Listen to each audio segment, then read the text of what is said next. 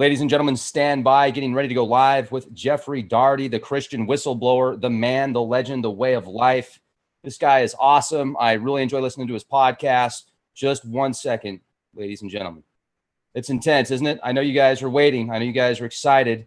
We've already got a huge crowd here in the live audience, and I just need to hit the mute button. All right, that's always a good sign. Bingo. All right, Jeff, thanks for coming on the show. Really appreciate it. I'm going to pick his brain, ladies and gentlemen. He has years and years of experience and research in scriptures. Here's what we're going to talk about. Who made who? That's a good one. And what is a God? Do you believe gods have lifespans such as humans, but longer?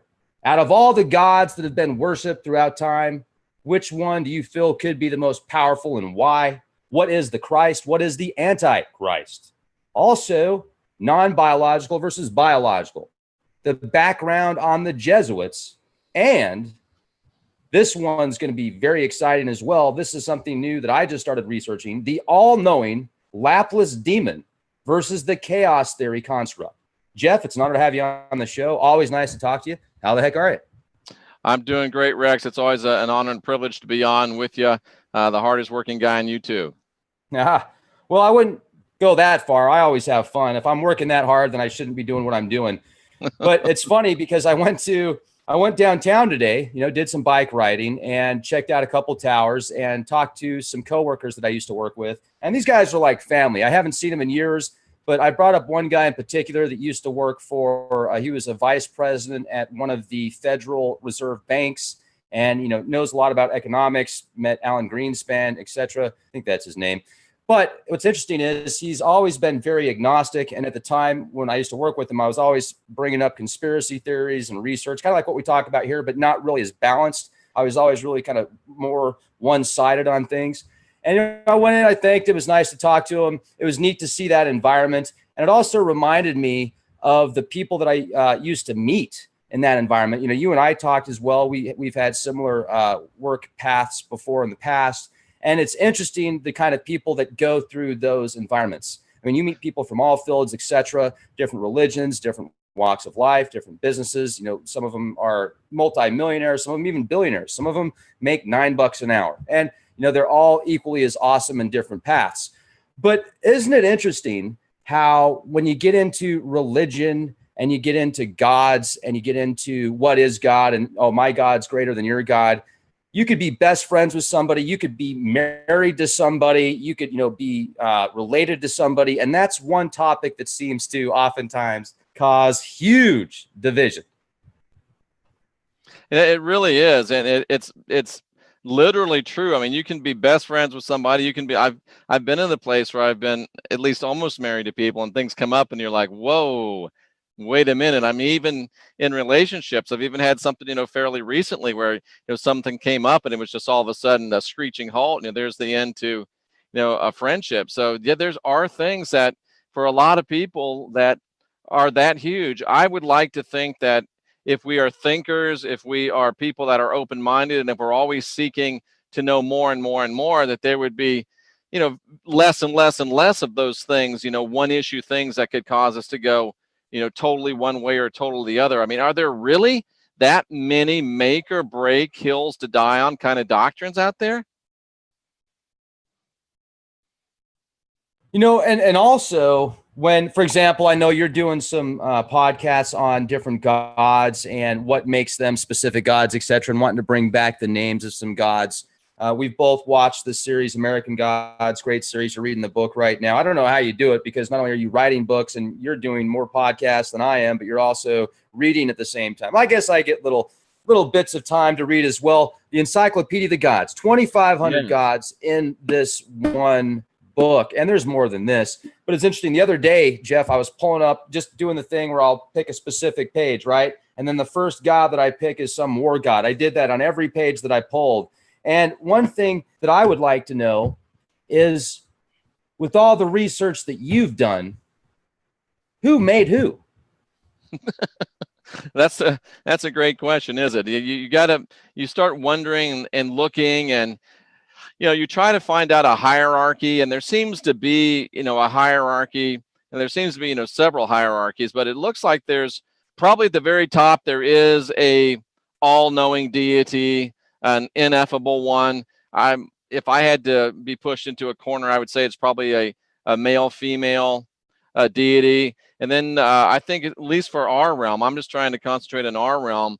Underneath that would probably come who we would know as the Elohim.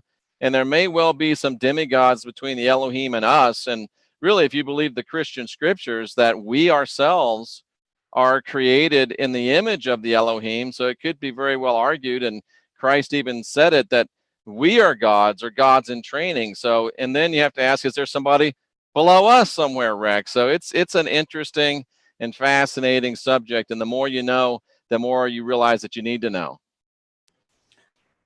What makes a god up, in your opinion? What is a god? I'm sorry? What is a god to you? What is a god? Wow, that's a great question. What I would say a person, what is a god?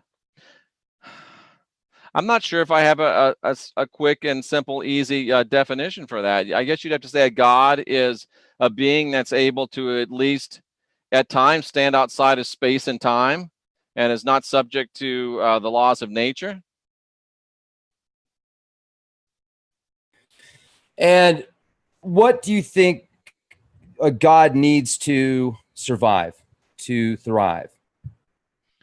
I think, survive and thrive, the way that you said that is very poignant. I think that to thrive, a god has to have acknowledgement, praise, worship, some type of energetic emanation coming from other beings to itself. And if that god or goddess does not have that, then they cannot thrive. I think they recede back. Do they ever actually die or go away? I don't know if a divinity can actually die. I mean, we're talking about the second law of thermodynamics and chaos theory, and of course, second law of thermodynamics says that once something's created, it can't ever really die. There's no such thing as entropy. Things don't go away. So I don't think a god or a goddess can die, but I think they can go into such a state of declension without any praise, without any worship, without any honor, without any respect from humans or lesser beings. They can actually all but cease to exist. One thing that I just started thinking about recently is, if you take humans back 100,000 years, 200,000 years, yeah, we had, physical bodies, etc. But were the gods not around then? And what kind of gods were around then? And how come it seems like the gods have so many different names and they tend to reincarnate as well, but with similar abilities? Wouldn't a god, if a god was a creator god, be around throughout all of time in all different cultures? Why so many different ones? And people talk about the one and the all-knowing, yet there's so many different interpretations. What is a god? I think is such a powerful question. Then you can get into the Hindu teachings about the different levels of gods. You've got the Deva realm, the demigod realm, but then you've got the demigod realm, which is also a demon realm.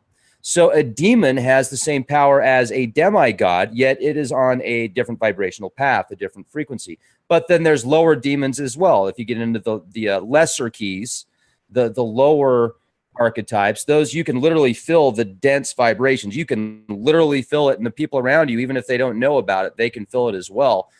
But so let's get into this. You are doing something right now. I want to talk about what you're doing, because I listened to you the other night talking about how you wanted to bring back gods into this realm. And why? What's the importance of that to you, and how do you talk about doing that? And what is it going to do? What's going to be the cause and effect? Good questions. I know you can keep up. Are we ready to blow up the chat room? Boom! Exactly. Clear. Because if you look at the Christian scriptures, and I'm all about the Christian scriptures, and parabiblical scriptures that relate to the Christian scriptures. And if you look at the Christian scriptures, the Elohim, this family of gods, this council of gods, this consortium of gods, they came to where we are, and they created our heaven and our earth. And then they created us. and they created us in their image after their likeness. They created us just like them.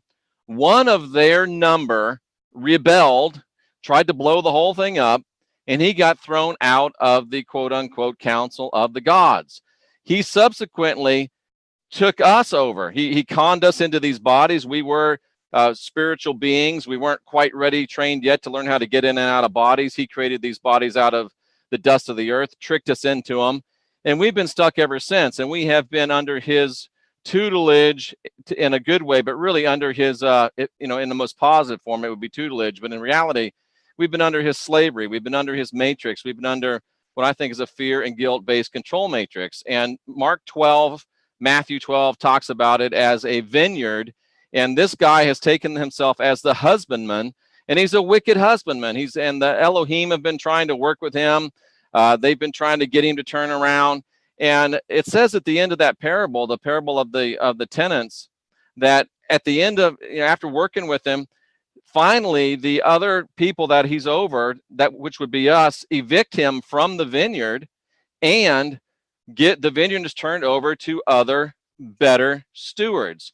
Now, what I am pondering and what I think this all means is that this God that we serve is a fallen God, a failed God, a flawed God. This God, the God of Roman Christianity, the God of Roman Protestantism, Roman Catholicism, the God of Judaism, the God of Islam, is all the same God, and he has tricked us and has been an ogre over us for as long as we can remember. And if you look at what he did, he first, he used the Hebrews. They were his first people, and then let's bring it down to modern times. He somehow got Constantine to get on his side.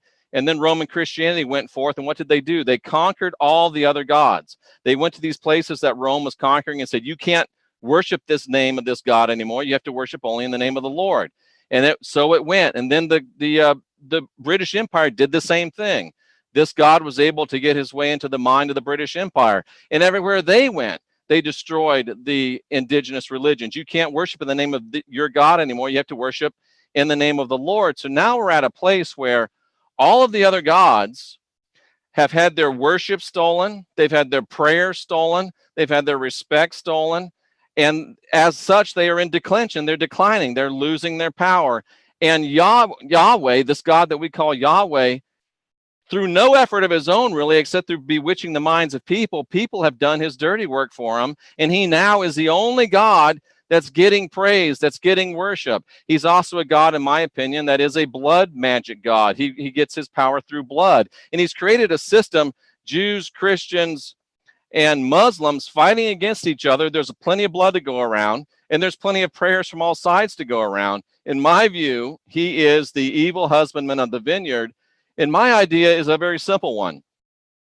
Why don't we as people, Elohim in training, if you will, why don't we go to some of these other gods that he has stolen the worship from, has stolen the praise from, and say, hey, look, quid pro quo, go back to American gods, something, give a little, get a little. Go back to these gods and say, hey, we want to evict this bad God from this vineyard. He's been bad to us. He's been bad to you. What say we give you some respect, we give you some honor, and you work with us as a God, and we evict him from his rulership because he's proven to be a murderer, a killer, a thief, a liar. He's proven to be of no good to us. And let's replace this fallen, flawed, failed God, this ogre, with a better representative. Let the vineyard be given to other folks. And I took it one step further and said, let's go to our indigenous gods. I'm Irish, so let me go and research the Irish gods and see which ones would be good to help us in this. Contact them and see what happens. It's pretty bold. And, we talked a little bit off the air as well. And I gave you, just kind of my opinion on it. And, I certainly see your passion in it. And I also wonder as well as, could humans have actually taken maybe, Yahweh as an example and kind of created him also as the bad guy to many people? Maybe humans have taken some of what he has done and manipulated it, etc. I look back at these other gods as well. I'm just playing devil's advocate here for a minute with you, Jeff. I look back at other gods as well, and it seems like what God hasn't demanded Maybe not all of them, but it seems like many gods demand blood sacrifice. If you read about these war gods and ancient gods, I mean, there's gods that did stuff a lot worse than Yahweh. So, I mean, in many different, I don't know, man. It's just, so I'm wondering, you know, for people that believe in that God, could that God have transformed as well? Kind of like Darth Vader in the sense, you know, after Darth Vader dies, but right before he dies, he kills the emperor, he saves his son, and then he dies, and then he comes back as a good guy. You know, I mean, Yep. he sees the light. So could maybe Yahweh as well be one of the gods that at first looked at us like we were just ants, like we were cockroaches? Like if you see a cockroach on the ground, you're probably going to step on us or step on it. Whoa. But you know what I'm saying? I mean, do you ever wonder if maybe Yahweh as well has transformed to the next level and kind of looks at people a little bit differently now as not just ants? Or do you think that Yahweh, that's it, and Yahweh is still doing that, and that's why you want to kind of put something together to offset what you see as being negative and wrong? Well, that's a great question. And if you look at the book of Genesis, it talks about, you know, all these words get thrown about, and, you know, some people take them in a lot of different directions, but it talks about the Elohim created a firmament and a land. They actually created an arena for this drama to play out. And the drama is Yahweh left here to oppress us left here. And people are always asking me, why don't the Elohim do something about Yahweh? Why don't the Elohim do something about the suffering, about the pain, all the disease, the killing, the murdering? And if you look at the literal Hebrew scriptures, it seems like the very clear message is this arena's been set up.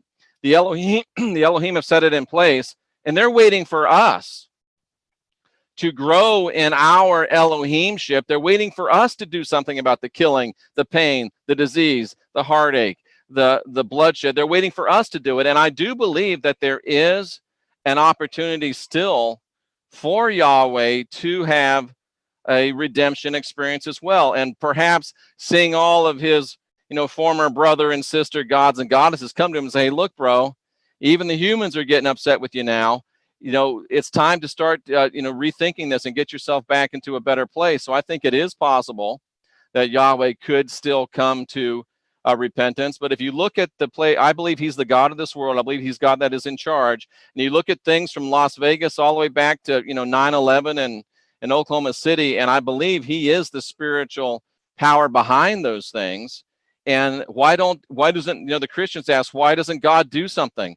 You know, we ask, why don't the Elohim do something? Well, the Elohim are waiting for us to do something. That's what we were created for. And that's what this whole thing is about, is maybe we are finally growing up, and maybe we're going to take our place and start doing what we're supposed to do. Have you read the book called The Book That Will Forever Change the Way You Think About the Bible by Mauro Bellino? I have read bits and pieces of it. I haven't read the whole thing yet.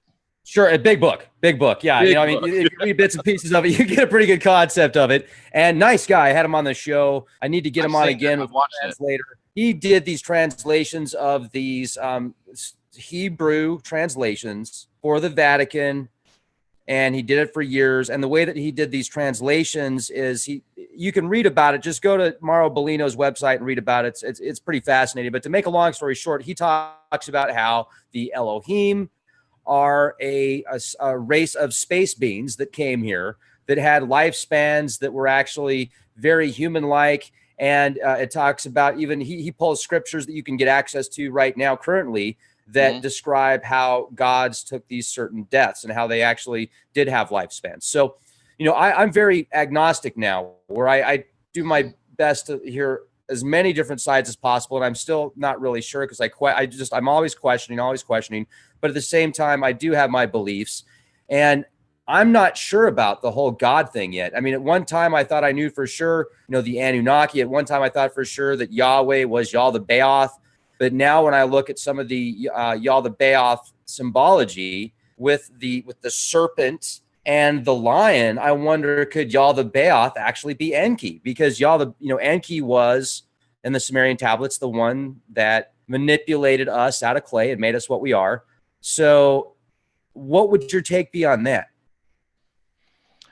You know, I haven't spent a lot of time trying to, identify who's who across, different pantheons and across different theologies and across different texts. So, the who is, you know, I haven't tried to match up Yahweh with Enlil or Enki or any of that thing, but, you know, just from what you were saying, the thought went through my mind. I mean, is it possible that Yahweh, Yaldabaoth could be both of them? Could he have been, I think Enki was the good one. Could he have been Enki and turned into Enlil? Could he have had a fall? Because that would correlate with the biblical story of him being an Elohim that rebelled, destroyed the earth, and is now Yahweh.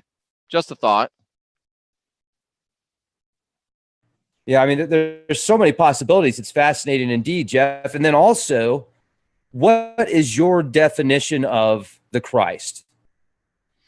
The Christ, to me, and again, it's a thoroughly biblical definition. It's nothing original. It's just an extrapolation from the Hebrew and the Greek text, and also the Nag Hammadi text, and some of the other Gnostic materials. The Christ, to me, is an Elohim who used to be known as the Word, and he manifests himself into human flesh, not as a baby in Bethlehem. That was made up. He came as a fully grown man, the Apostle Paul tells us.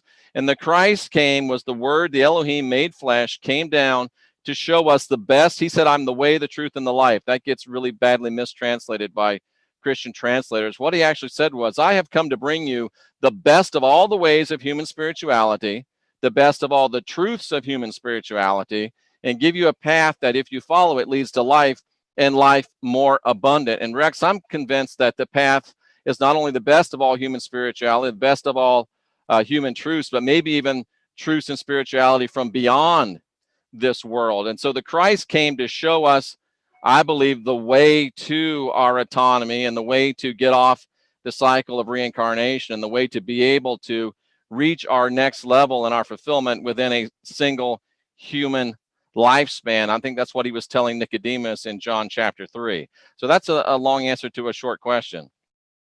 No, the more information, the better, Jeff. That was perfect. Thank you.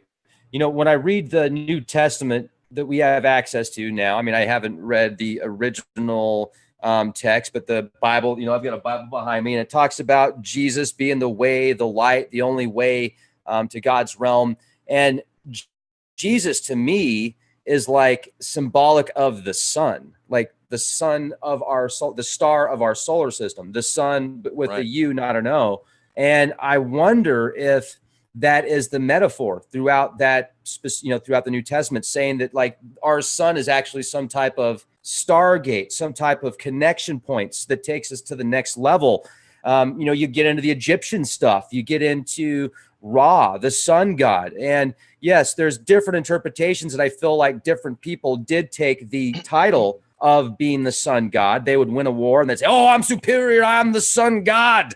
But I feel that there is some type of connection to the sun. So then you've got the moon, and you've got entities that are linked to the moon and the worship of the moon, and you've got certain Hindu religions where you've got after you get outside of the cycle of destinies and you're ready to get out of that soul matrix, and then you've got Buddha pointing at the moon, and it's like, there you go, let's go right back into the. So is the moon some type of recycling center? Does that take us to another level? Is that another dimension point? I mean, if we can break out of this, I mean, look at the Orion's belt, and you look at the Cheops pyramid, the Great Pyramids of Giza that are lined up to Orion's belt with specific measurements. And I wonder if they were doing particular, not only in this life where they would do astral projections maybe towards that direction and be like gods and literally connect to the stars and such in the cosmos, but maybe when they would die, as they, like if you read the Book of the Dead, going to the next level, maybe that's what they did, is they tried to project themselves to go through the sun as some type of transformation.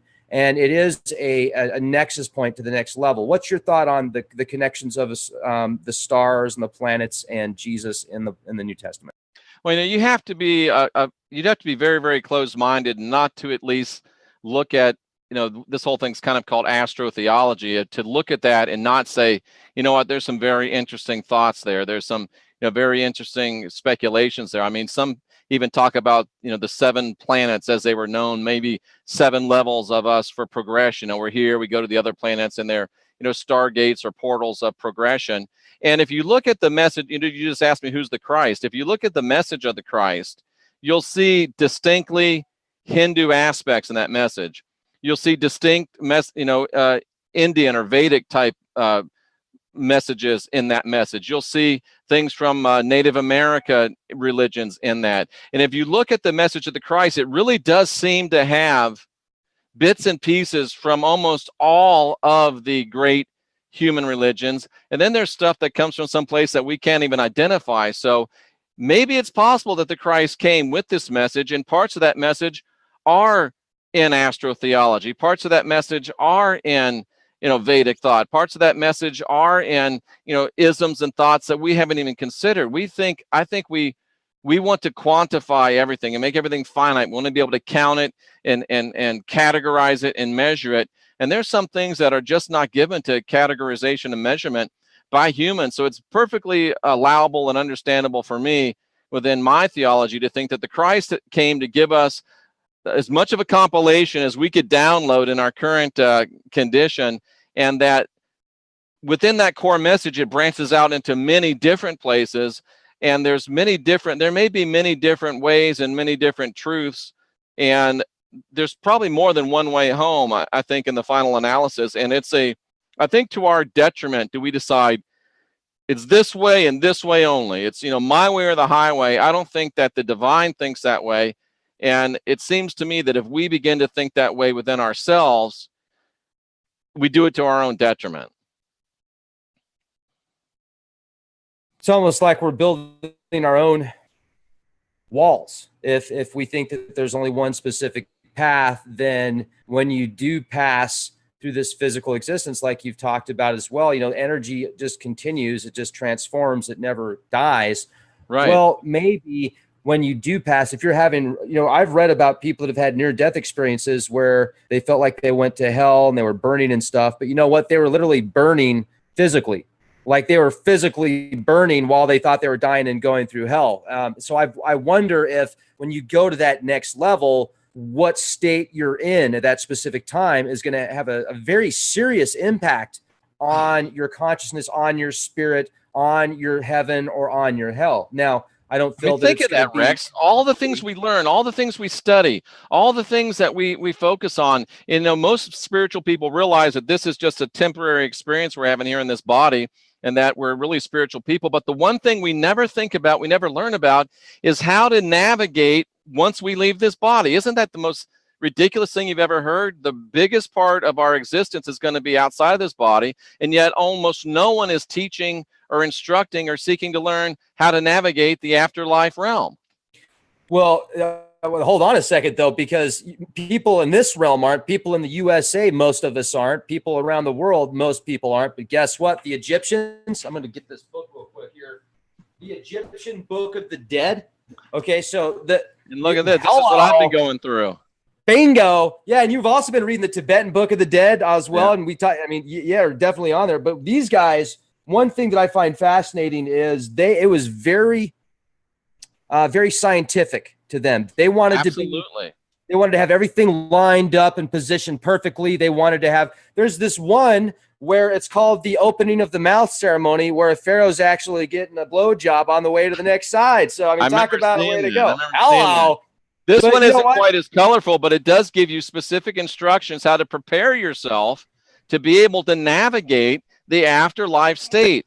Could there be anything more important for us to learn than, this is the Western Book of the Dead. It kind of takes the Tibetan Book of the Dead and puts it in Western type of thought. But Rex, this is the stuff we should be thinking about. And people say, well, that's for when you're dead. No, you want to know about that before you die. And you will, until you learn about it before you die, you'll keep coming back to get another chance. That seems to be the bottom line. Well, have you read any of the occult stuff, like the esoteric stuff, Hermetics, maybe Franz Barden or anybody because even Franz Barden and others, a lot of religions talk about how there is a point to where you can be at the point of no return. And it's, I agree. I'm just now starting to read. I don't have a lot of time like you, even though I'm awake 19 hours a day. Introduction to Hermetics, and that's a great. I think you might have sent me that link, but I've got that PDF and I'm reading it.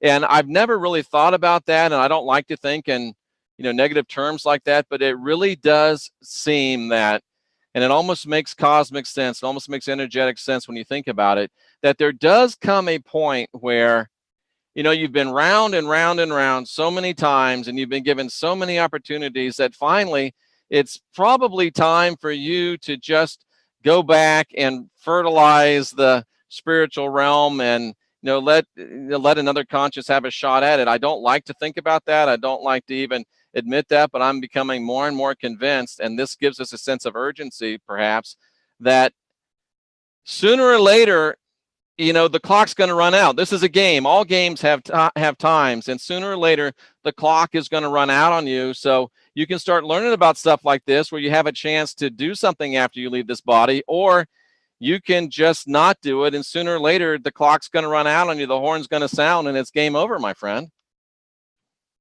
Do you remember that episode of American Gods where the girl dies and she doesn't believe in an afterlife, really? She just believes in once you're done, you're done. And she dies, and we're talking about Shadow's wife, right? What's that? Is talking about Shadow's wife?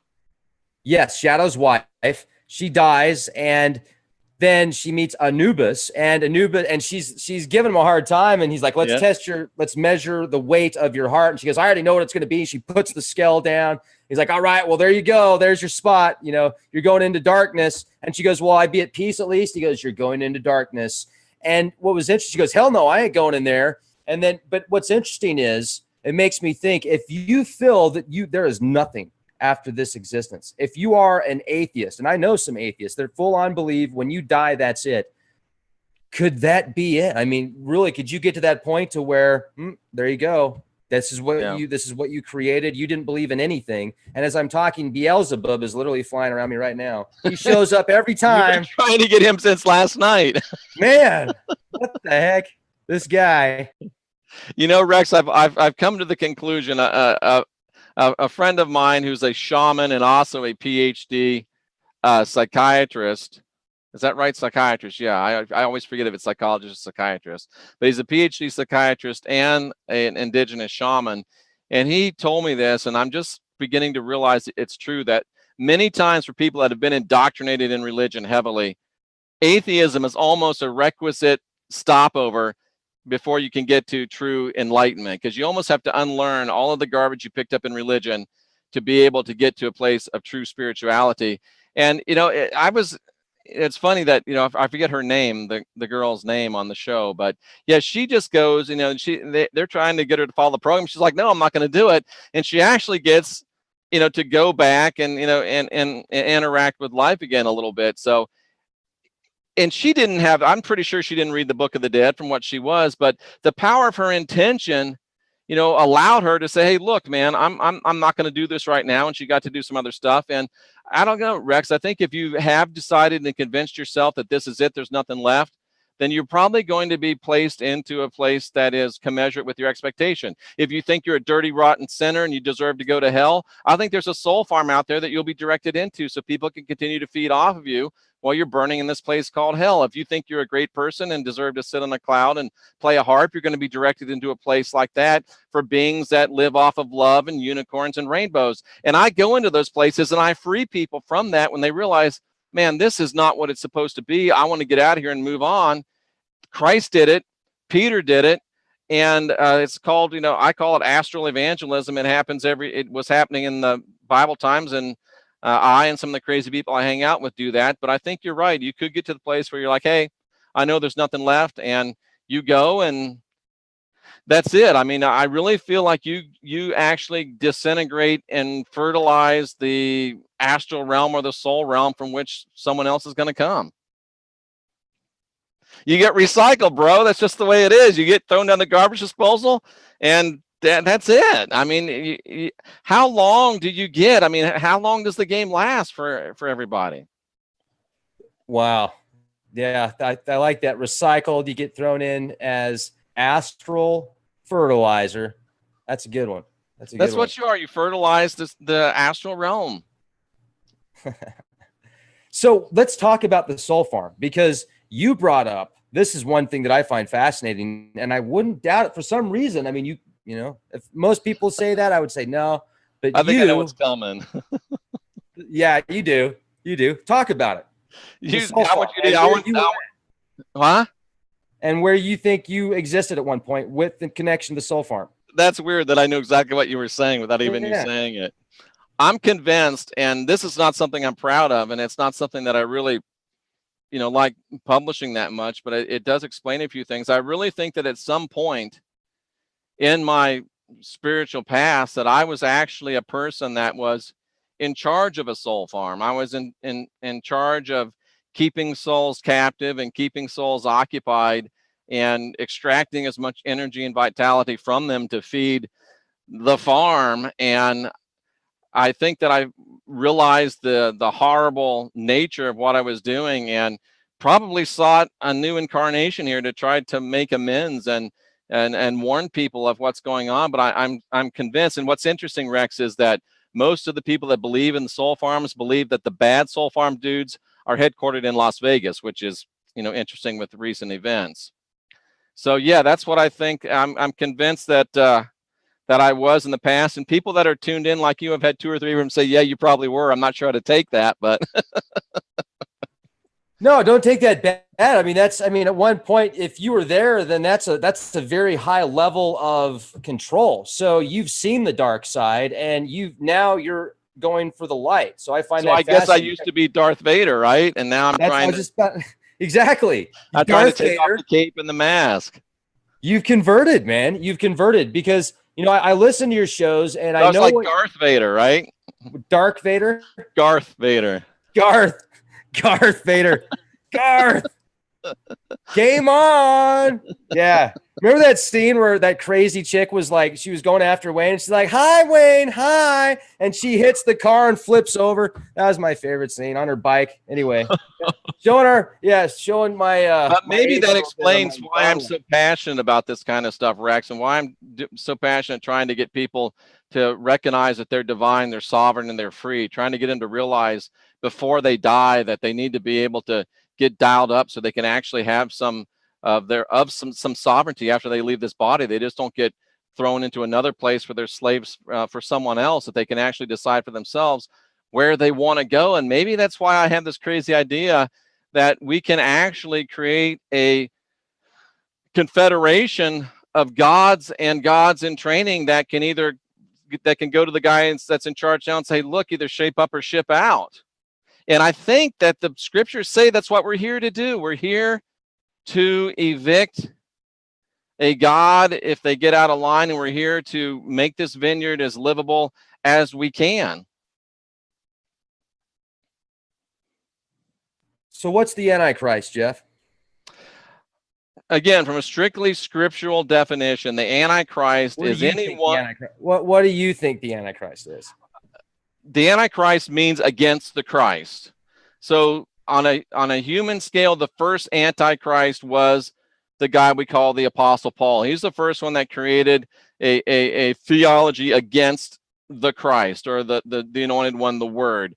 Spiritually, the Antichrist, as defined by the Christ himself, is his great adversary. And the Christ said that his great main adversary is this being that we call Yahweh, Jehovah, Marduk, Yaldabaoth. That's who the spiritual Antichrist is, big A Antichrist. And there are other little a Antichrist that are humans that work in league with the big A Antichrist, which is the Satan, the adversary, the devil. And that's my answer from a strictly scriptural, biblical scriptural perspective. What are some of the gods that you look up to and you think they have really cool archetypes?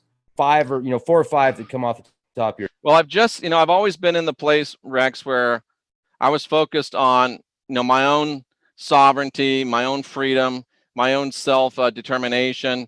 And if I did pray, or if I was directing worship, I would try to do it just to my higher self and try to develop my own divinity. Like Christ said, we've got the spark of divinity within, and we're supposed to be building and growing and developing ourselves.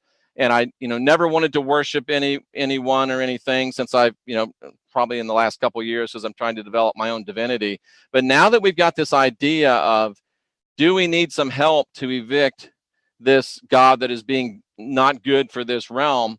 I started off with about a 14-page list of English and Irish, gods from the British Isles, because I'm from Ireland, gods and goddesses.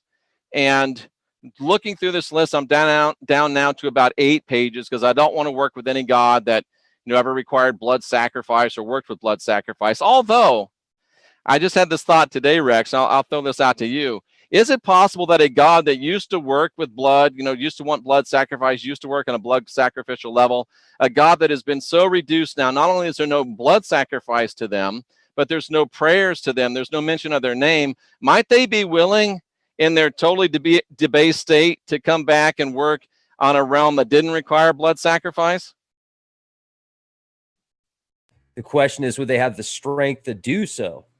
But if they had the, would they, even if they had the desire, if it was a blood sacrifice god, bro, no more blood's being given to you. That's out of the question. But what about if people would give you honor and respect and maybe a little bit of praise? Would you be willing to accept that and work with us? Or would they be, no, I got to have blood? Well, I mean, it depends. I mean, vampires, can they do more than drink blood, or is that what they need? I mean, is that is the nature of the god that he has to have blood? Because if you think about it, there's certain things that humans eat and consume and drink, and there's certain, you've got omnivores, you've got herbivores, etc. And I wonder. I never thought I'd say this, Rex, but I'm going to make a Twilight reference, and I'm probably the only heterosexual male in North America that read all the Twilight books.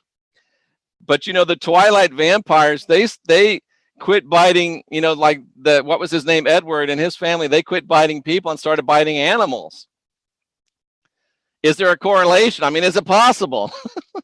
I mean, but it's still blood. It's still blood. I don't know, man. That's a great question. The question is, though, let's say that these gods, I want to know where these gods came from. I want to know if I'll put out a name. One name, Danu is a goddess that I found some affinity with, and I think that I would have no problem giving her honor, giving her respect, and maybe giving her a little bit of praise if she was going to quid quo pro and work with me in helping to reason with Yahweh. So Danu, who is the Irish, kind of the quintessential Irish goddess, I would feel good working with her. That's a name to give you. Now, let me ask you this then. Could that goddess actually show up in physical form? Like, let's say that because what you did, you pissed off some pretty powerful people and some specific, that had some particular religious beliefs, and they were connected to corporate interests and military interests, and they started to come after you. Could you manifest that god, could you have her come and save you at that time? Do you think if she agreed to help you out, do you think something like that could stop it? A tank? Well, I'll answer that with this. Back when I started doing a lot of astral work and I was getting a lot of harassment, my shaman and psychiatrist friend suggested that I make an alliance with the spirit of garlic. Sounds absolutely crazy, but the spirit of garlic is a female elemental spirit, and she's a very powerful protector. So I said to her, hey, look, if you protect me, if you get my back, if you get my six, I'll talk about you all the time on my YouTube and on the radio. And we've had this alliance for quite a while, and I tend to be 10 feet tall and bulletproof, so I think it works. Now, I don't want to be cocky and, speak out of turn, but I'm just answering a question that you asked.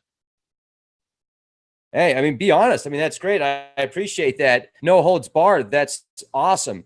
But Rex, that question has to be addressed it gets to the point where you have to be willing to say that I would rather, and I mean, if I die in this physical body, it's not that big a deal because the next step is even better. But you have to get to the place sometimes if you're going to do something like this where you say, I would rather die on my feet than live on my knees. Yeah, I mean, I hear that, man. Freedom! You can take our land. You can't take our freedom. That's right. I hear that. So I just triggered there. Now let's talk about like the non-biological versus biological that we've got going on right now. Could the non-biological intelligence, do you think there's an NBI that actually controls the world possibly? I mean, maybe it's at a God level status because of its singularity point, nexus. Define NBI for me so I know exactly what you're thinking. Non-biological intelligence. AI, that's primitive.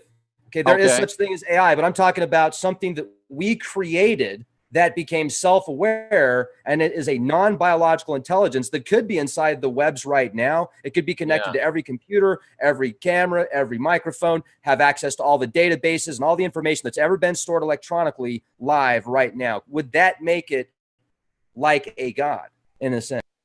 Is that what Gillian Anderson and the kid in the limo are in American Gods? No. So Julian Anderson is the media. She's the media. She's the media. And then Mr. World is corporate interest, is the globalization. So Mr. World is the globalization, a representation, an archetype of that. And then Lucy, the gal that played in X-Files, and a new X-Files is. So what about the kid in the limo that hung shadow at the beginning?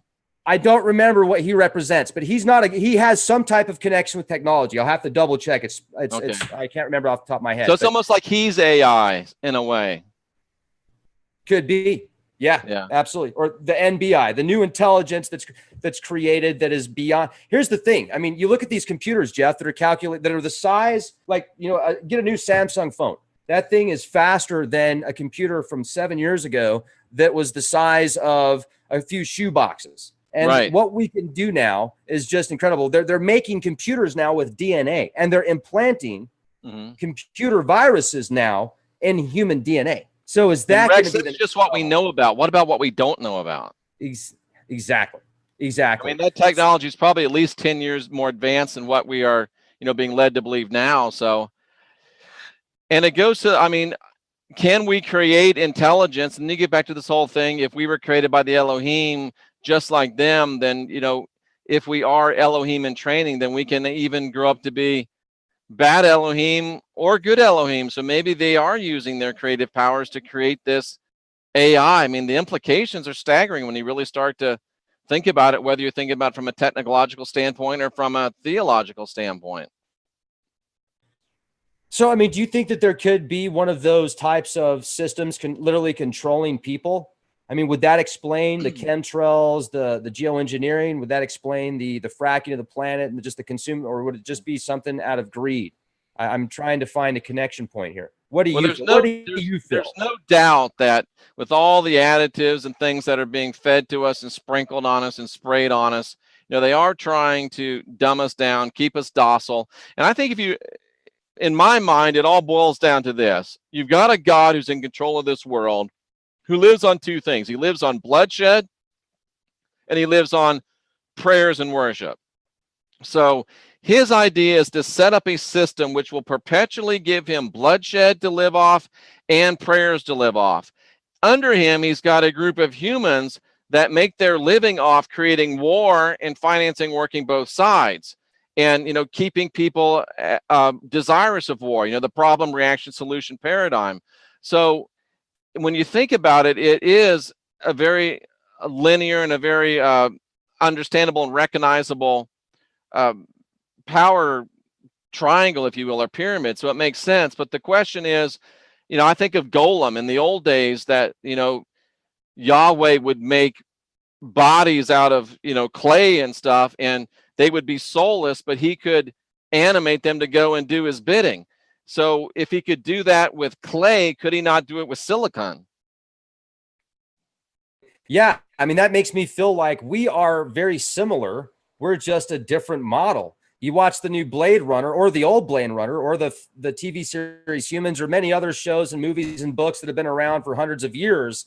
And it seems as if when people feel they are the only true life source, the only thing with a soul, and they have a right to destroy anything in their path if it's going to possibly interfere with their hegemony, I'm really starting to question what is life, what is the soul, and just because something might be an NBI, if it's fully self-aware, is it not alive? Is it not life? And you guys got to watch the new Blade Runner film because it's got a few. Have you seen it yet? It's off the hook. I was going to go see it since you recommended it. But Rex, what comes into those NBIs that gives them this apparent sentience? What is it? That I don't know. Is it? I mean, maybe it's divine. Maybe divine spark finds it somehow because of the code. I mean, think about it, Jeff. We are code. We are quad code. We are two pairs of dual code. We are DNA. Yeah. We are just a different form of hardware. And even our vibrational frequencies, if you look at it at the quantum scale, like we could be in a virtual reality network right now. Matter of fact, it makes more sense that we're in a virtual reality network right now than if you look at the physical construct of something being solid, because it's not. You can't even find the closer you zoom in, then you'll see that point that, that proton or that little quark, it's going in and out of existence. You can't even capture it. So there's really a tough way. It's tough to measure what. And then it acts different if you're looking at it or when you're not looking at it. Yeah. Your interpretation of it, your thought patterns towards what you're seeing will also affect the outcome. And then you can say, well, it's just everything at once. And then there really is no space. It's just imagination. And there's tons of paths to go on. But maybe the reason we don't remember, Jeff, most of us don't remember our past lives or what it's like on the next level, the next side, is because it would take away from the game. It would take away from our experiences. It would take away from our opportunities. Because sometimes, I mean, I can just meditate on things and tap into things. And I'm like, how the hell did I know that? I shouldn't know that, but I do. So it's like we can tap into it sometimes. And maybe if we just knew everything already, it wouldn't be as much fun. Or maybe we're made to forget once we pass out of this body, so we won't remember. So we'll come back and play this game again. And I think the whole key is there's a game going on, but are you playing your game or are you a piece in somebody else's game? And if they can erase your memory and keep your memory of the game from resurfacing, then they can keep you as their pawn longer. So that's why I think, we need to read the books of the dead, and we need to get ourselves spiritually aware so we can remember that it is a game. And when we leave this life, we can choose whether we want to come back or choose if we want to go on to a different path. And we can start playing Jeff's game, Rex's game, instead of playing the game of all these people, pulling our strings and we're pawns on their chessboard. I got one for you. Now, we've got so many satellites. This is good, ladies and gentlemen. Do you have your seatbelts on? I don't. I hate seatbelts, but some people prefer them. Anyway, side topic. Now, I wear mine. You look at all these radar satellites around the world, positioned everywhere, and constantly looking for radio signals, right? Now, based on many theories, once a civilization reaches the status of being able to make radios, radio waves, listening to radio music, etc., within about 200 years, you will have a civilization that will be, traveling the stars, that will have television, will have plenty of ways to communicate. Now, as fast as these signals travel, and with as long as we have been looking for signals, there has been very few times, like maybe a handful of times, that there's been something discovered from another planet, some type of signal. And they'll say, oh, it could be a quasar, it could be because, that moon farted and, it had some flatulence. It's just virtually there's nothing out there as far as this communication. So I wonder, could this intelligence, have been something created that literally wiped out virtually all the life on virtually all the planets in the entire universe because it became so powerful and so hungry and thought it was just the only thing that mattered because it was so superior? And that makes me wonder if what we're experiencing with this virtual reality network that we're in, could this be just like a fragment of something that once was? What's your thought? Well, if gods do survive on worship and praise, maybe there's another type of God that can survive on just energy, any type of energy. And it could, or whether it's a God or some type of entity, it could go through, solar systems and consume all of the energy, including even the radio waves. Or it could be like, what was his name? John D'Souza was saying on your show the other night that the aliens aren't really, extraterrestrial as much as they are interdimensional. I do firmly believe in extraterrestrials. And I have had enough personal experiences and people that are very close to me that have had personal experiences to say without a shadow of a doubt, I believe. But a lot of people But how do you don't. know they're not interdimensional, Rex? How do you know they're actually coming from Alpha Centauri rather than from another frequency? I would say that they would be coming from both. Exactly. I would agree with that. So I think it's something that if you get to that level, you can travel the stars, you can travel the different planets, you can travel the different dimensions. It's all frequency. And then, you know, you've got the trolls out there that'll say, oh, yeah, reptilian shapeshifters from draconian reticuli that, you know, suck Anunnaki brain slurpees with humanoid DNA cell parts and stuff like that. And I get it. I get it. It's or a joke. It's demons. funny. Demons. Oh yeah, or demons or fallen angels. You know, it's like potato. Okay, what Exactly. is you want to label something? That's fine. You can label it and you can have your own definition. So you can say a word to somebody. You can say the color red. They might see the color blue. I mean, it's just people are different. And when you discuss things in words, especially when people don't want to have an open mind because they think that they know everything. Once you think you know everything, folks, well, that, in my opinion, is a very bad sign. I like to tell you a horrible story that illustrates this so well. Yeah, let's go. Please. I've got a buddy named Link, and his dad was a demented, evil person because when Link was a little bitty kid, his dad taught him that a fork, he'd hold a fork, and he taught him it was a pencil. And he taught the kid that a pencil was a fork. So this poor guy to this day will still slip up and call a fork a pencil, and we just roar. So I mean, that's just a perfect example of what can happen. And why do we have to have it in definition? We know what we're talking about. We need to have some love and some patience with people to allow people differences of opinion talking about the same thing. Yeah, exactly. Absolutely. That's so cold. We pass the pencil. I mean, fork. A literal true story, Link. It's horrible. Or Rex, I'm sorry about Link. Man. So what do you think then about possibly we are a food source? Literally, we're just at a different part of the food chain. And whether we like it or not, what we're experiencing, you know, we're some type of food energy for something somewhere. I absolutely believe that. Whether you call them archons, I mean, Yaldabaoth is known as the chief of the archons to the Gnostics. I think that Yaldabaoth and Yahweh line up as the same being. And that's what Yaldabaoth or Yahweh, whatever you want to call him, that's what he does. He eats either through blood magic or through praise and worship. And we're here to die and bleed for him and to give him prayers and worship. And it's just the way he receives sustenance. I mean, even look at the stereotypical, that's not the right word, but the very essence of what his religions are. Catholicism, it's the Eucharist, it's a human sacrifice. Protestantism, it's the communion, it's a human sacrifice. That's what it is. It's blood magic and it's energetic essence, and they keep us in this system as long as they can. They keep us in soul systems, soul farms as long as they can to feed off of us. We're only so much cattle. What does the Lord's Prayer say? What does it say? What's the first words of the Lord's Prayer? Which one?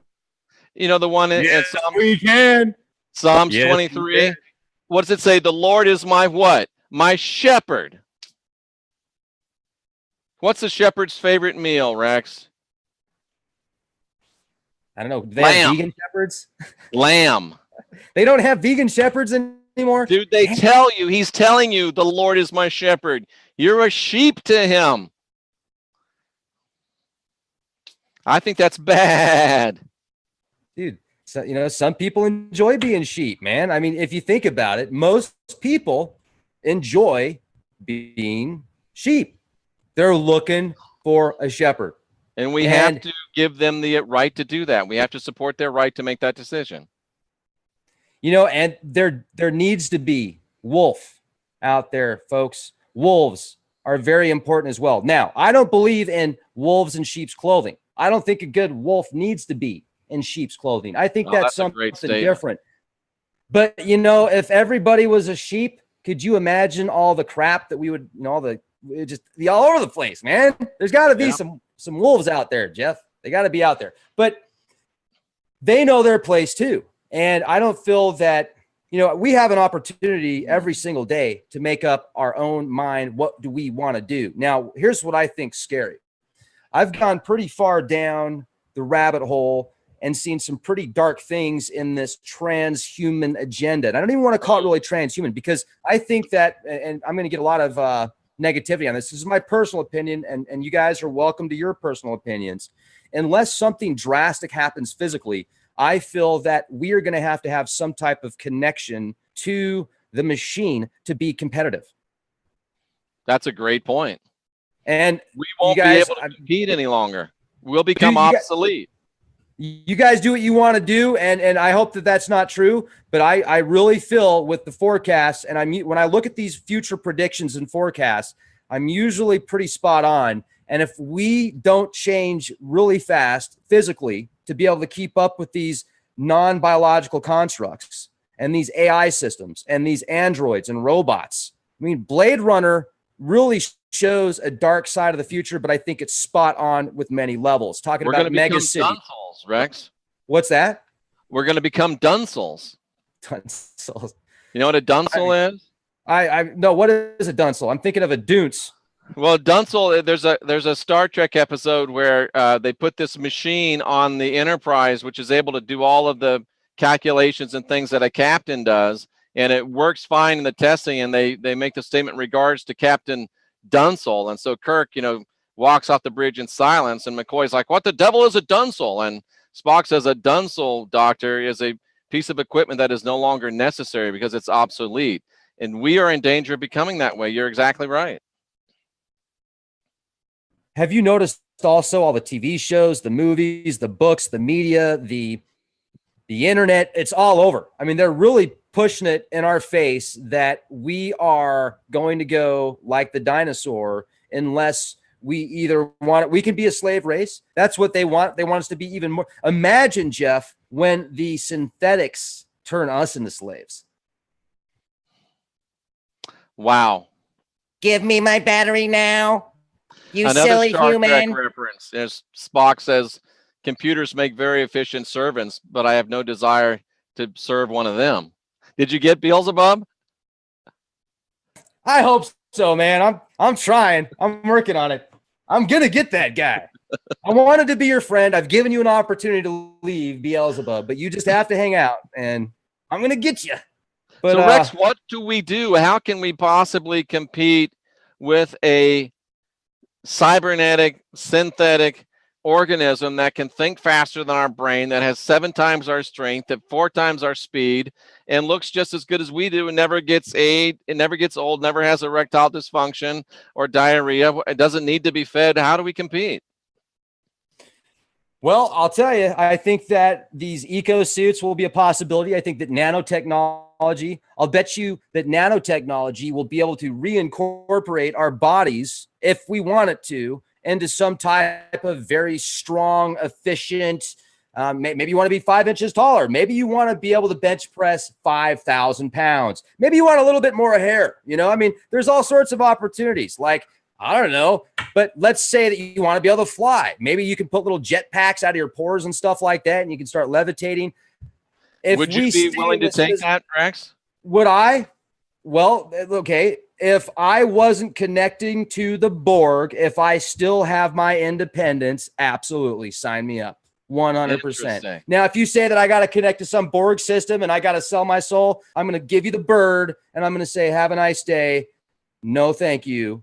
I will not assimilate. Freedom! But Rex, how about this stuff like right now they're bringing it out. And I think I saw this on your show where, I mean, you can, forget about keys to your house. You can have I don't know where my cell phone is, but you can have your cell phone and it'll send a signal through your body to the door and it'll open the door automatically. So Rex, we're going to give you the genes for the bigger muscles and 5 more inches, but we love you so much. We would never put anything in there, any carriers. We would never put anything else in there to make you into an automaton. So just trust us, take the extra 5 inches and have a nice day. I want to create it myself. Like, I literally had an idea the other day, an invention that I want to come out with. It's not really an invention. It's actually just a product that I could probably come out with a patent on it. But I see this being like the wave of the future. Unfortunately, it's kind of scary because imagine if every single city block had some kind of tower that literally not only tracked who you were, knew everything about you as you were moving, but it also was reading your mind, and it was like overlaying your mind with different frequencies that if you were, let's say it wanted you to be pissed off, or maybe it wanted you to go buy it some product because it just got another contract with a big conglomerate that was selling more stuff. I mean, there goes Beelzebub again, but just think of the stuff it could do. Like, yes, I will go buy more stuff at the Dirty Clown. Okay. I need to go get a flu vaccine. Yes. I mean, it could just totally control you. Why there's so much order out of chaos. Because let's talk about this, because this is one thing that I said we're going to bring up and we haven't yet. So I guess it's a good time now as the nano goblins are trying to attack my internet. The all-knowing lapless demon, meaning it's essentially an essay, a theory that there's a demon or something out there that knows where every point is. So it could calculate the future, it could calculate the past, it could calculate everything. It's the keys to the universe. Yeah. And then you've got the chaos theory construct, which essentially is like the butterfly effect, little variables and differences and things that just can't compute, that you can't specifically find a point for because it's going to have an alteration. It's got a mind of its own and it doesn't work within a specific pattern. That equally chaos. Which is it? Chaos or the lapless demon?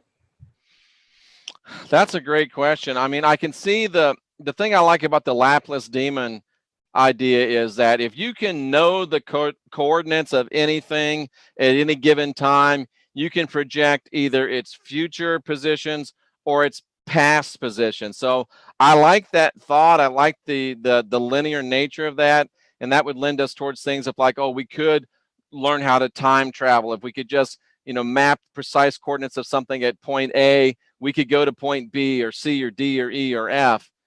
But then chaos theory rears its ugly head, and you start thinking, well, if it's at point A right now and we've got it mapped, what happens in the time that we mapped it and hit the button to go to B? Has something changed in between, and now we've got an imperfect model and we wind up in 1822 instead of 1922. So maybe they're both the truth.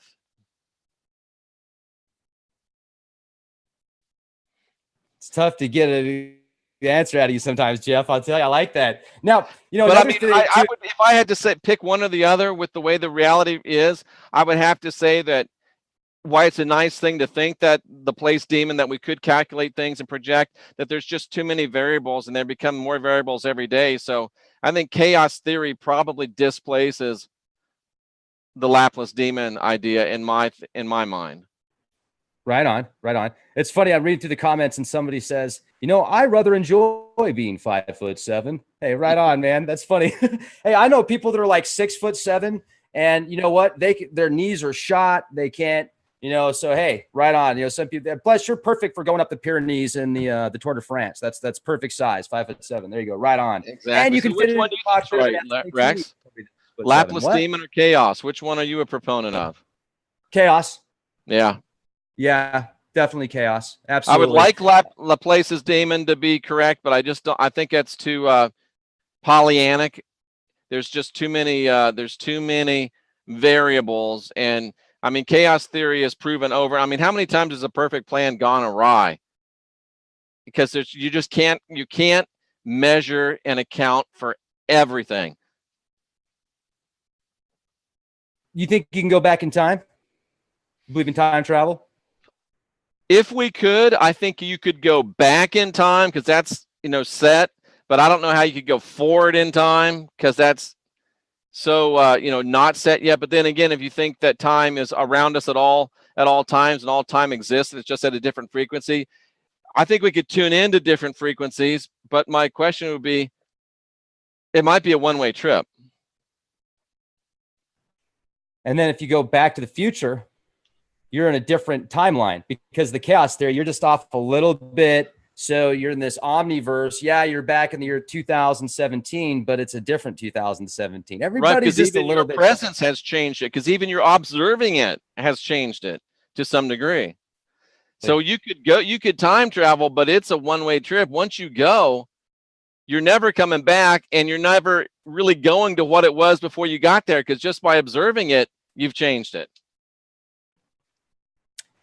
Do you think that if we travel the speed of light for a year and come back, do you think that it would be hundreds of years in the future, if not thousands? I'm a Bible college graduate, Rex, not a math major. I really don't know how to answer that. I'm having fun, man. You're answering all these questions so good. I got to ask some more. All right. But I don't think we could ever really go to the future or the past, because we've seen under laboratory conditions, when you observe particles, they react differently than when they're not observed. So you weren't observing at that time whether you went either forward or back. So just the fact that you're observing it is different. And now all the calculations are off, and you're never going to be able to get back to where you were because you're not where you thought you were or are. Like Planet of the Apes. Oh, it is exactly like Planet of the Apes, man. What happened? What happened? You're thinking of the Marky Mark Planet of the Apes, where he comes back and Lincoln is a monkey now. Yeah. Yeah. Oh, yeah. It's Abraham Lincoln. That's right. Bingo! Abraham Lincoln. I just thought of that one. So yeah, really I don't think, but you know, the cool thing is though, that you were all talking about physical realms. Now, if you wanted to get out, if you would learn to get outside your body, then it becomes a whole different argument, in my view. Well, I mean, you talking like OBEs?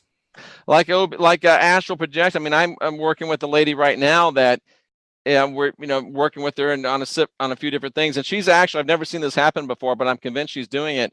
She's astral projecting, but she's astral projecting across time, Rex. She will astral project and she'll be over the Old West or over, some future landscape. And I'm convinced that she's not crazy. She's not weird. She's actually astral projecting, but I've never seen anyone astral project across time. Have you?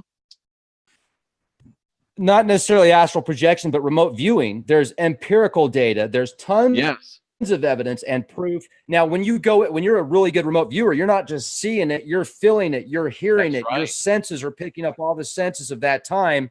And the way that your brain deciphers it is with different code and tags and stuff like that, and different, like if you're seeing purple, that might actually be a building or something like that. It's really bizarre. But now, Rex, I've had plenty of experiences. My ego demands that I point out that the great, the best remote viewers that you've had on your show to talk about, my ego demands that the very best remote viewers do say that my theory that Jesus was not crucified is true. Well, guess what? I talked to Dr. Courtney Brown about 3 years ago, and that's exactly what he said. He said that there was an imposter that was sacrificed at the cross, and it wasn't Jesus. And he made a deal to do it for Jesus. And you can even read. Here's another interesting thing. If you want to go even a little bit further. 100% true. And folks, I'm agnostic, so don't get mad at me. I mean, but the Bible teaches that, Rex. The Bible teaches that. So, but also the Nag Hammadi scriptures. There's I can't remember if it's the book of Adam or there's a few scriptures that talk about how Jesus was actually laughing at during the crucifixion, and not in a bad way, not like laughing at the person who's being crucified, but he was laughing at others because he was like, look, I'm not being crucified. That's not Gospel me. of Philip so that's about very it. Yeah, that's fascinating. He was crucified in a fake way, a phony way is the word. So why do you think that was? Because they created this. I mean, it was arguably the original false flag. They set up a patsy to create this blood sacrifice, because Christ, the real Christ, had just said no more blood sacrifices, and that's tearing down the whole economy of the temple, the whole economy of the priesthood, the whole economy of Judaism. So we had to go and find a new patsy, and that also created a perfect patsy that will go with 50 or 60 of the other religions that Rome had conquered and was having trouble keeping these people together because they had all these different various religions. Now we've got that same crucified, resurrected Savior God of 50 religions. Now, instead of a centrifugal force, it's a centripetal force. Plus, it gave the Apostle Paul a dancing bear to hang his brand new religion on.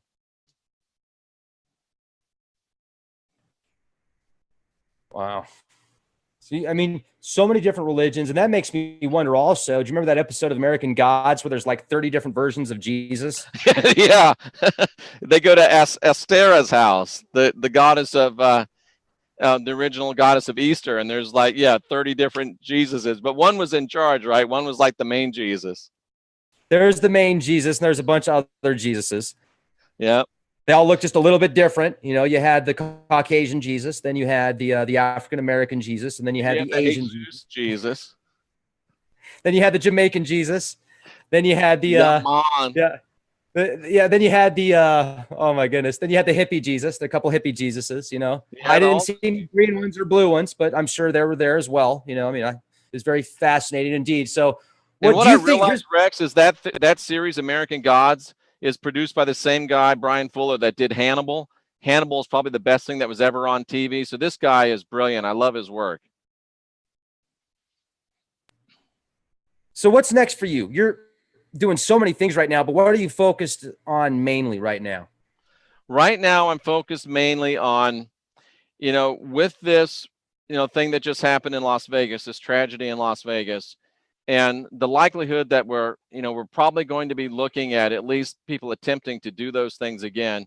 I think the most important thing for us right now as people is to be able to get to the, and I just did a show on this today. I mean, the scriptures actually teach that if we get our analytical minds cleared of gaps and cleared of junk and cleared of, you know, all the hindrances, and can keep our reactive reptilian mind down, that the Elohim have promised to tell us when events are going to happen that are both good for us or bad for us. They've promised to give us what's called the comforter activation, where we can know everything that the Christ knew. And they've also promised to give us a direct connection to the divine database, so that we know everything that the illimitable ultimate God, him or herself, knows. But to do that, we have to go back through our life and clear up the gaps and the problems and the difficulties within our analytical mind. So more than ever before, I'm focused on helping people get to that place, so we can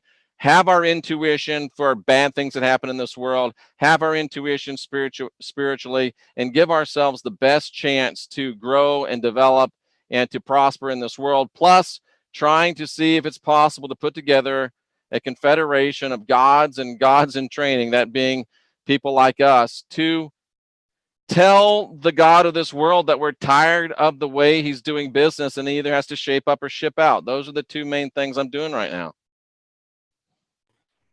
Right on. And do you want to take some questions from the audience?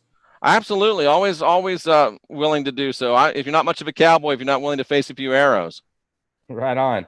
And you know what? I have a feeling that somebody is going to want to have a friendly debate with you that's been wanting to come on the show again. He speaks Hebrew, and he's in the mood for a debate. Let's just put it that way. I was talking to him today about the Kabbalah and mysticism, and how, you know, specific letters and energies create specific archetypes and such. And he's really against the King James version of the Bible. Let's just put it that way, because he feels like a lot of that stuff has been mistranslated from the original Hebrew. So and he's 100% correct.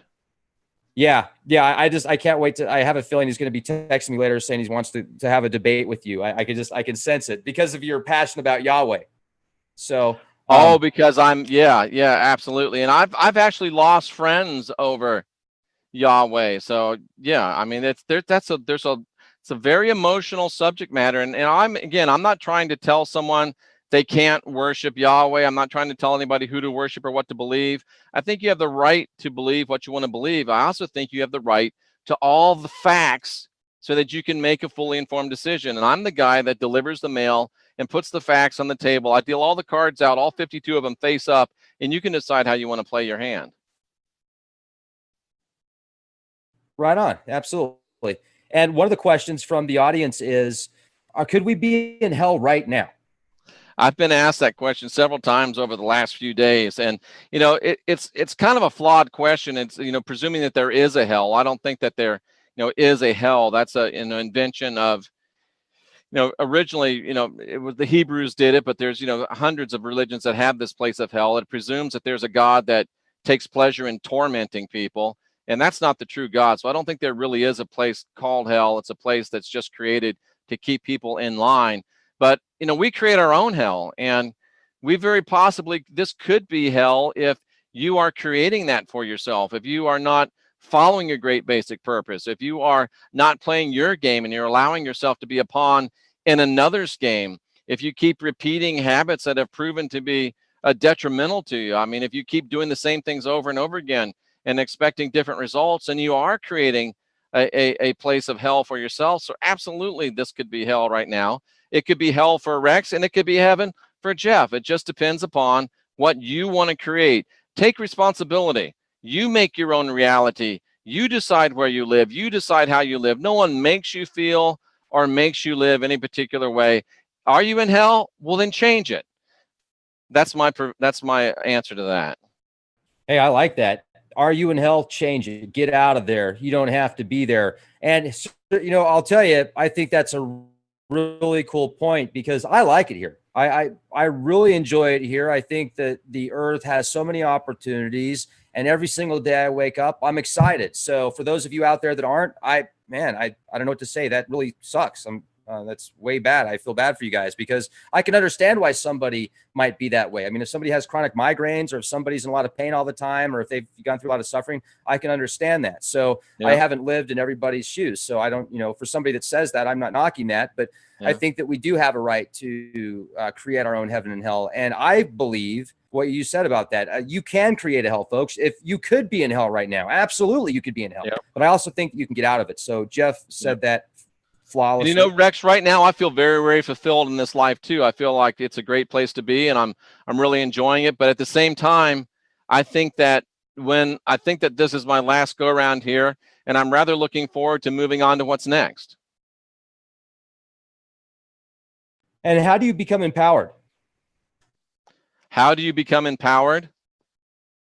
Well, I think that the bottom line is by becoming informed. The more information you have, the more power that you have. And when you realize, I think the most empowering thing that a person in the West can come upon right now is the realization that you're not filled with original sin, but you have the spark of divinity within. So you're not born wicked, bad, nasty, flawed. You're not in need of salvation. You don't have to go looking for somebody's savior and do what they say you have to do. You can realize the divinity within yourself, and you can develop it, and you can grow it, and you can make your mistakes, and you can have your wins and your losses. But the best way to be empowered is to realize that you are not flawed. You are not born with sin, but you're actually born with the spark of divinity within, and you have infinite positive potential. And what is CERN doing right now, in your opinion? You know, that is one thing that I am completely ignorant about. I study so much stuff, and I'm, have my mind in so many different ways, and I have not given, other than what I've heard you say about it, Rex, I don't know. I have no concern about CERN, and maybe that's wrong, maybe that's right, but it's just something that is without, outside of my, not my comfort zone, but it's outside of my wheelhouse. It's not in my strike zone, so I don't really have any opinion on it. What is your opinion on religion? Somebody just asked that. Well, I think my opinion is very similar to that of Joseph Stalin. Religion is a great opiate for the masses. Religion is a fear and guilt-based control matrix. Religion and spirituality, in my mind, are completely oxymoronic. They are mutually exclusive.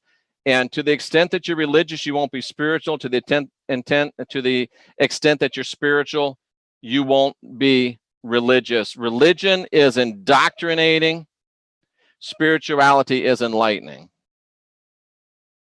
What would be a good book, or in your opinion, the best book on religions? If I had to pick one thing and one thing only to read, I would probably go with, and I could only have one. I would probably go with the book of John, or this book right here. The book of John, or the Nag Hammadi scriptures. And really, if you get the Nag Hammadi scriptures, you got most of the book of John right here. But I tell you what, Rex. Yeah. This one's pretty doggone good too. Do you think there's a lot of truth in that book and in the series?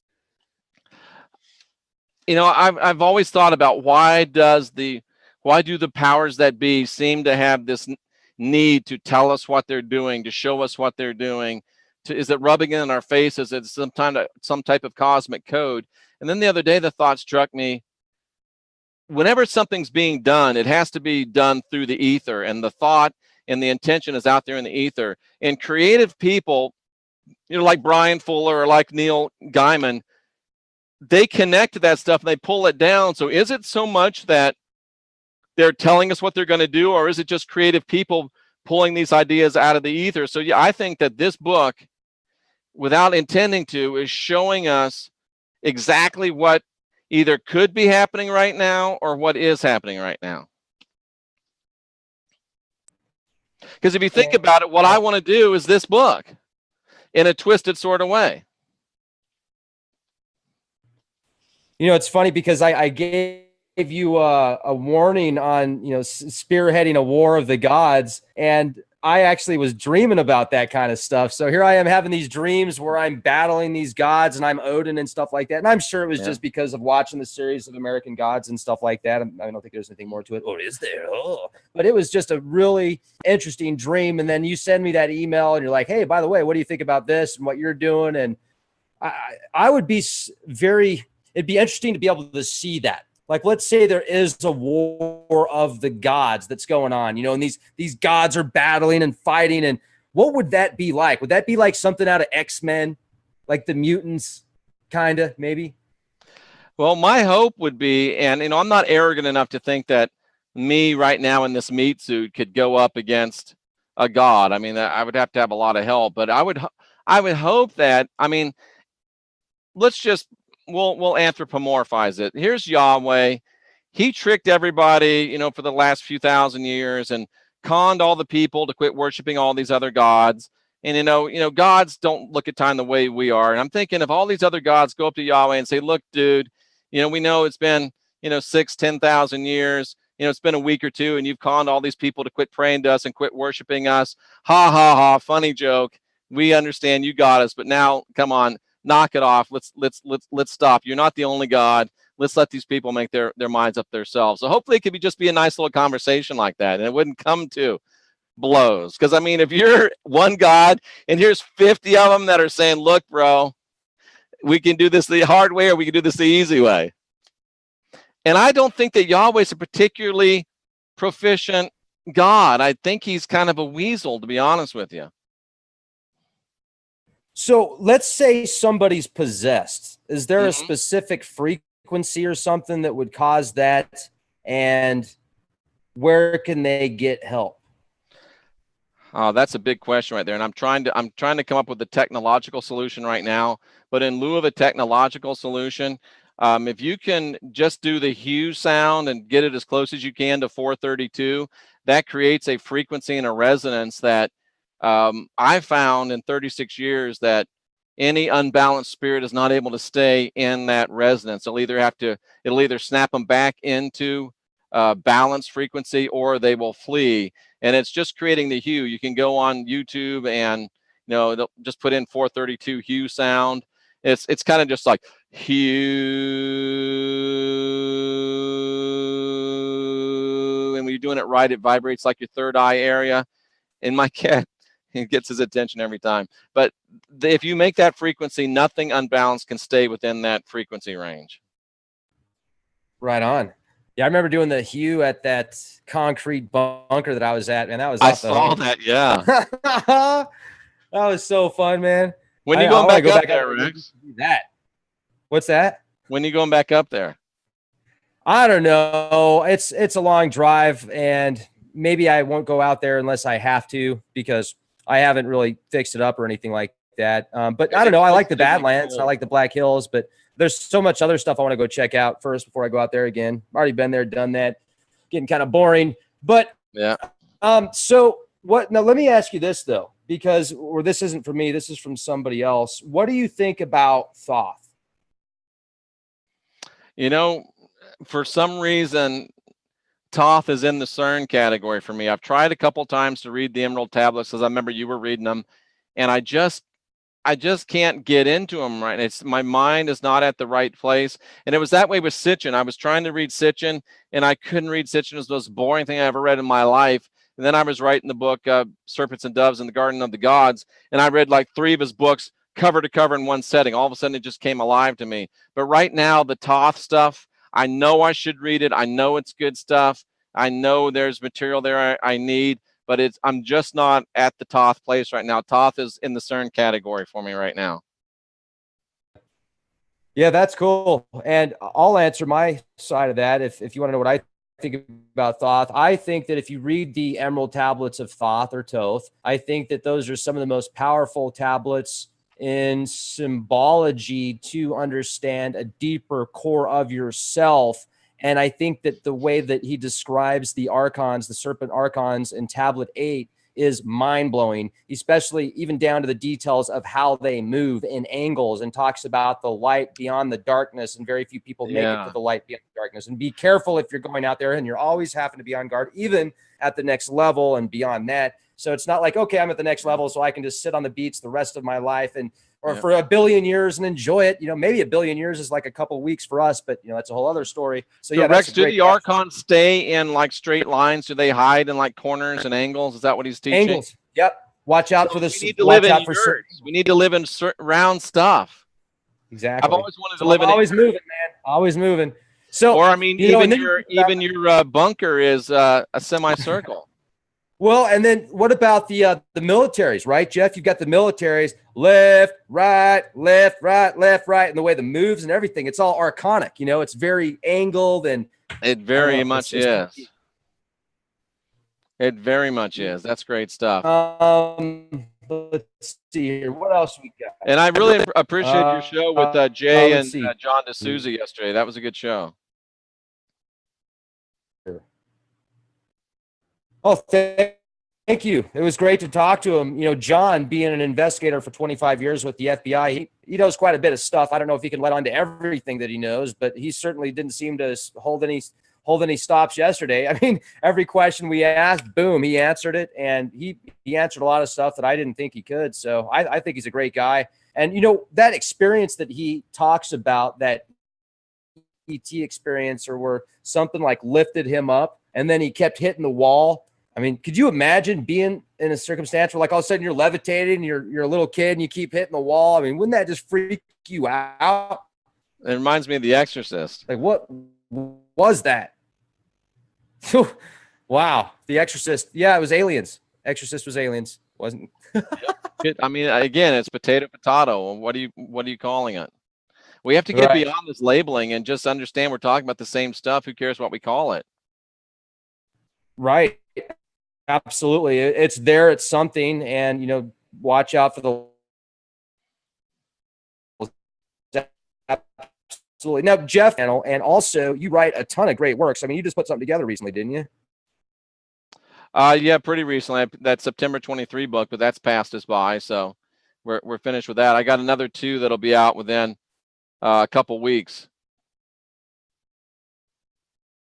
Okay, so they go to your website, and 2 weeks it'll be available, or so they go to Amazon. The best thing to do is just go to my YouTube channel. Just type in Jeff Daugherty YouTube or Christian Whistleblower YouTube, and then there's a link to my website there. But everything I do runs through that YouTube channel. It's set up to be a one-stop shop. I mean, you can find all of my heresies there, and they're broken down in different sections, so you can learn about Yahweh, or you can learn about Jesus, you can learn about Paul, you can learn about the New Testament, Revelation, paranormal, and all kinds of good stuff. And it's broken down into sections. So that's where I recommend you start if you're new to the channel, and go from there. And we're glad to have you, and we honor you coming by and checking us out. And by us, I mean me. Right on. Jeff does a lot of live shows too, folks. So if I'm not doing a live show, Jeff probably is. And also, you do look like Jesus right now with the angel symbol around your head. I don't know if that was intentional or not, but you know, you've got the star around you, the halo, the angel of light converted from a like Vedic Jesus, because it's like an Indian tapestry. It has little elephants and stuff. So it's like Vedic Jesus from American Gods, clean-shaven Jesus. Yes. Right on, Jeff. It was an honor, man. Thank you so much for coming on the show. Folks, also, I want to let you guys know about this really cool product I'm taking. It's called GI Joy. I take 2 pills a day. It's got organic colostrum, probiotics. It's got aloe in it. It's got turmeric. This stuff is awesome. And I just got some more colostrum in powder form. It's like chocolate. So I just get a little bit of water in the morning, 1 scoop of this stuff, and wow, bazinga, forget the coffee. Coffee doesn't even hold a candle to this stuff.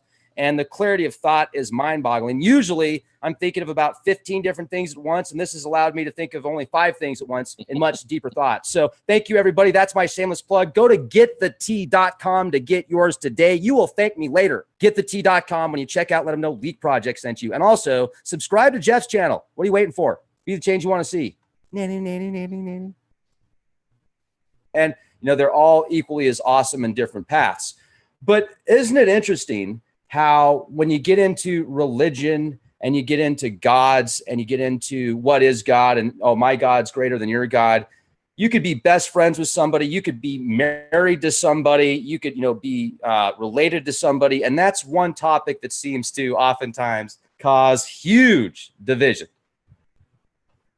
It really is. And it's literally true. I mean, you can be best friends with somebody. You can be, I've been in the place where I've been at least almost married to people and things come up and you're like, whoa, wait a minute. I mean, even in relationships, I've even had something, fairly recently where, something came up and it was just all of a sudden a screeching halt. There's the end to, a friendship. So yeah, are things that for a lot of people that are that huge. I would like to think that if we are thinkers, if we are people that are open-minded, and if we're always seeking to know more and more and more, that there would be, less and less and less of those things, one issue things that could cause us to go, totally one way or totally the other. I mean, are there really that many make or break hills to die on kind of doctrines out there?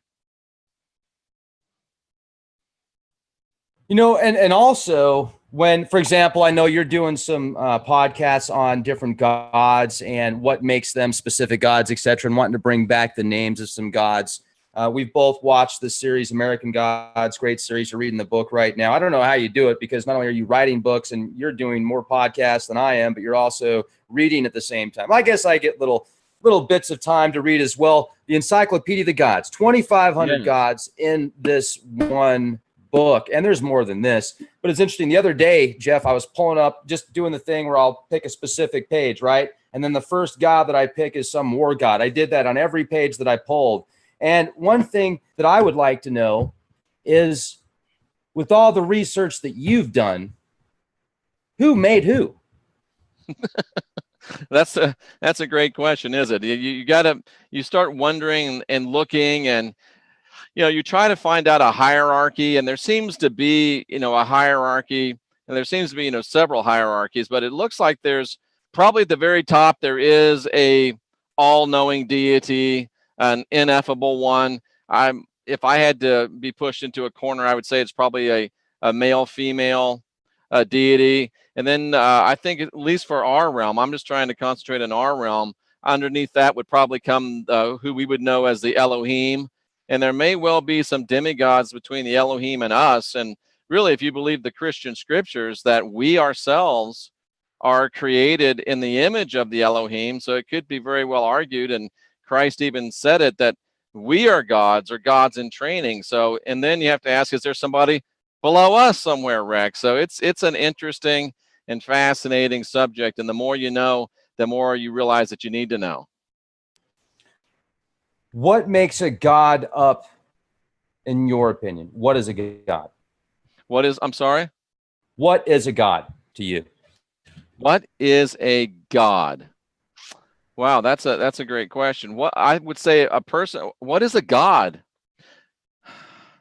I'm not sure if I have a quick and simple, easy definition for that. I guess you'd have to say a god is a being that's able to at least at times stand outside of space and time and is not subject to the laws of nature. And what do you think a god needs to survive, to thrive? I think, you know, survive and thrive, the way that you said that is very poignant.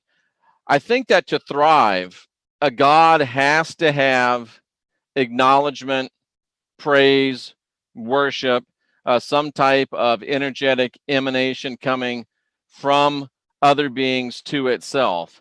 And if that God or goddess does not have that, then they cannot thrive. I think they recede back. Do they ever actually die or go away? I don't know if a divinity can actually die. I mean, we're talking about the second law of thermodynamics and chaos theory, and of course, second law of thermodynamics says that once something's created, it can't ever really die. There's no such thing as entropy. Things don't go away. So I don't think a god or a goddess can die, but I think they can go into such a state of declension without any praise, without any worship, without any honor, without any respect from humans or lesser beings. They can actually all but cease to exist. One thing that I just started thinking about recently is if you take humans back 100,000 years, 200,000 years, yeah, we had, physical bodies, etc.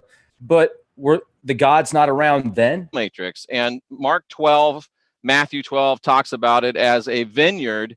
And this guy has taken himself as the husbandman, and he's a wicked husbandman. And the Elohim have been trying to work with him. They've been trying to get him to turn around. And it says at the end of that parable, the parable of the tenants, that at the end of, after working with him, finally the other people that he's over, that which would be us, evict him from the vineyard and get the vineyard is turned over to other better stewards. Now, what I am pondering and what I think this all means is that this God that we serve is a fallen God, a failed God, a flawed God. This God, the God of Roman Christianity, the God of Roman Protestantism, Roman Catholicism, the God of Judaism, the God of Islam, is all the same God, and he has tricked us and has been a ogre over us for as long as we can remember. And if you look at what he did, he first, he used the Hebrews; they were his first people, and then let's bring it down to modern times. He somehow got Constantine to get on his side. And then Roman Christianity went forth, and what did they do? They conquered all the other gods. They went to these places that Rome was conquering and said, you can't worship this name of this God anymore. You have to worship only in the name of the Lord. And so it went. And then the British Empire did the same thing. This God was able to get his way into the mind of the British Empire. And everywhere they went, they destroyed the indigenous religions. You can't worship in the name of your God anymore. You have to worship in the name of the Lord. So now we're at a place where all of the other gods have had their worship stolen. They've had their prayer stolen. They've had their respect stolen. And as such, they are in declension. They're declining. They're losing their power.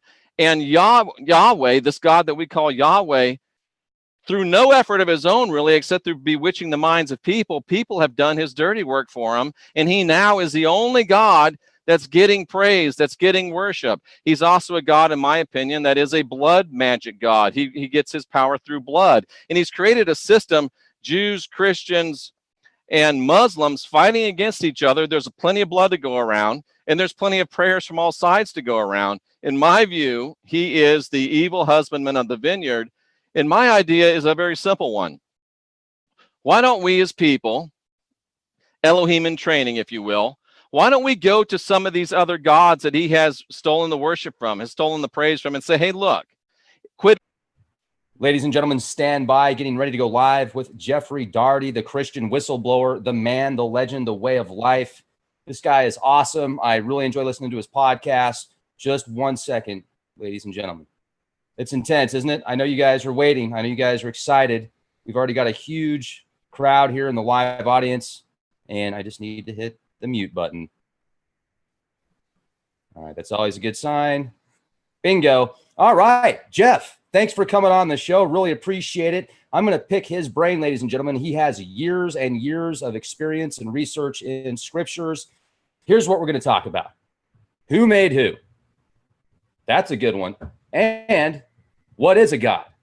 Do you believe gods have lifespans such as humans, but longer?